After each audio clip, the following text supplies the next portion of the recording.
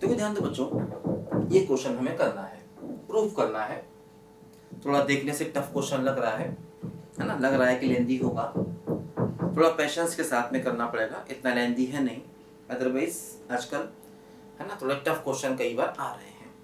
देखो क्या है, limit n tending to infinity n cube plus 1 n cube plus 2 की पावर 3 n क्यूब प्लस 3 की power 3 n cube plus n cube whole divide by n की power 3n bracket के बाद whole की power 1 by n। इसको इसके equal proof करना है 4 इंटू ई की पावर पाई बाई रूट 3 है ना, इंटू ई की पावर -3। इसको हमें इसके बराबर प्रूफ करना है। देखो जैसे ये हम लोग पहले भी ऐसे क्वेश्चन कर चुके हैं लिमिट वगैरह में, जैसे इसमें वेरिएबल की पावर वेरिएबल है, तो जब भी कभी वेरिएबल की पावर वेरिएबल होता है तो मैंने क्या बताया था कि हमेशा क्वेश्चन को लॉग लेकर के करना पड़ता है ना। अगर वेरिएबल की पावर वेरिएबल होता है तो क्वेश्चन को हमेशा हमें लॉग की हेल्प से करना पड़ता है। ये बात मैंने पहले आपको समझाई दी थी कई बार। देखो ध्यान दो, अब जैसे इस क्वेश्चन में अगर हम करना चाहते हैं, ये हमारा लेफ्ट हैंड साइड है ना, लेफ्ट हैंड साइड को मैं a मान लेता हूँ a, और लॉग ले लेता हूँ लॉग a है ना। लेफ्ट हैंड साइड को मैंने a मान लिया और हमें देखो इसकी वैल्यू इसके इक्वल प्रूफ करनी है। तो लेफ्ट हैंड साइड को मैंने a मान लिया और a मानने के बाद मैंने इसमें log a कर दिया। तो जब हम log लेंगे देखो क्या होगा, यहाँ पर ये 1 बाई n पावर है, तो limit n tending to infinity, बताया था मैंने आपको कि log जो है वो लिमिट के अंदर चला जाता है अगर फंक्शन कंटिन्यूअस है, और यहाँ पर ये मान के चल रहे हैं कि ये फंक्शन हमारा कंटिन्यूअस है ना। log हमेशा लिमिट के अंदर चला जाता है अगर फंक्शन कंटिन्यूअस है, और यहाँ पर हम ये मान के चल रहे हैं कि ये फंक्शन हमारा कंटिन्यूअस है। तो देखो ये 1 बाई n है, तो देखो क्या होगा 1 बाई n आगे आ जाएगा, और देखो यहाँ पर log बेस e है ना, और इस पूरे के साथ में देखो यहाँ पर ये log आ जाएगा n क्यूब प्लस 1 या 1 क्यूब कर लो, और n क्यूब प्लस 2 क्यूब है ना, और n क्यूब प्लस 3 क्यूब है ना, n क्यूब प्लस 3 क्यूब, ठीक है, एंड सो ऑन, और ब्रैकेट में देखो क्या हुआ n cube plus n cube.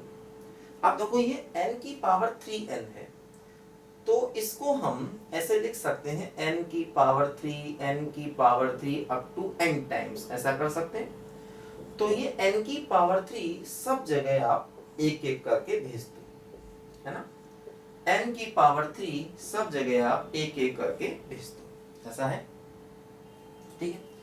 अब देखो जरा यहाँ पर ध्यान दो, ये क्या हुआ, ये हो गया log a बेस e बराबर limit n tending to infinity 1 by n, और देखो यहाँ पर ये जो log है ये सबके साथ में अलग अलग हो जाएगा, ऐसे log m इंटू n, तो क्या होता है log m plus log m। तो देखो ये हो गया n cube plus 1 cube by n cube plus, ठीक है, देखो ये हो गया log of n cube plus 2 cube by n cube, और प्लस देखो ये हो गया log of n cube plus 3 cube by n cube, और देखो प्लस ये हो गया log of n cube plus n cube by n cube, ऐसा देखो यहाँ पर ये आ गया, ध्यान दो, ठीक है।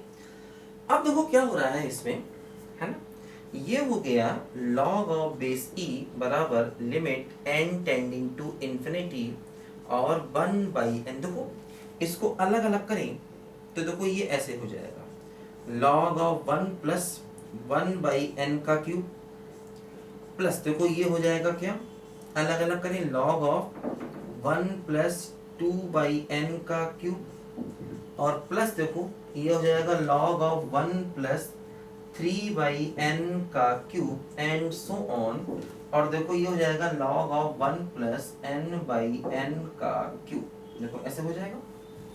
अब देखो क्या होगा, इसको हम लोग सिग्मा की फॉर्म में लिखेंगे, ये 1 बाई n का होल क्यूब, और देखो यहाँ पर ये 2 बाई n का होल क्यूब, और देखो ये 3 बाई n का होल क्यूब, इसको सिग्मा की फॉर्म में लिखेंगे।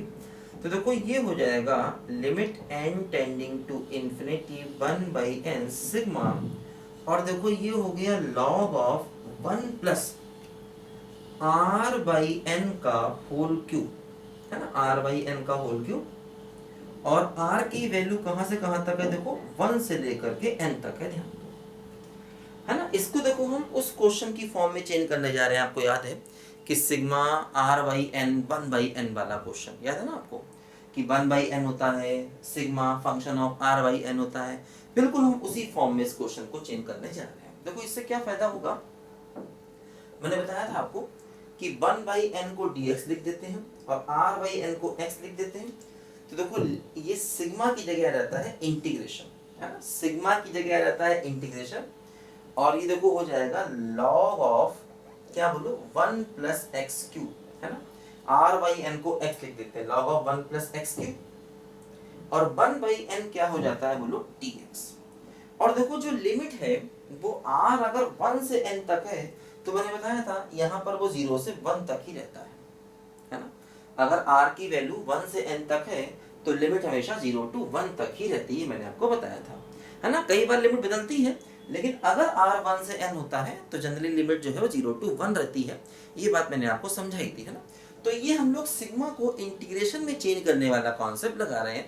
ये कितनी बार हम लोगों ने पढ़ा हुआ है, इसको रिवाइज करो एक बार फिर से। क्या बताया था कि r/n हो जाता है x, तो log of 1 plus x cube, 1/n हो जाता है dx, और सिग्मा की जगह क्या आ जाता है बोलो इंटीग्रेशन आ जाता है, और लिमिट से हम यहाँ पर ये लिमिट निकालते हैं 0 to 1 यहाँ पर है। अब देखो जरा यहाँ पर ध्यान दो, ये log का फंक्शन है, और log के फंक्शन का इंटीग्रेशन हमेशा हम लोग इंटू 1 करके ही करते हैं। log का अगर कोई भी फंक्शन है और अकेला फंक्शन है तो मैंने समझाया था log के अकेले फंक्शन का जब भी हमें इंटीग्रेशन करना होता है तो हमेशा हम लोग इंटू 1 करके ही करते हैं। आपको याद होगी ये बात, है ना। इसको लिखो जरा, मैं आपको नेक्स्ट वीडियो में आगे का क्वेश्चन बताता हूँ कैसे होगा। ध्यान देना ये log a की वैल्यू है, इसको लिखो जरा बच्चों ध्यान से पहले।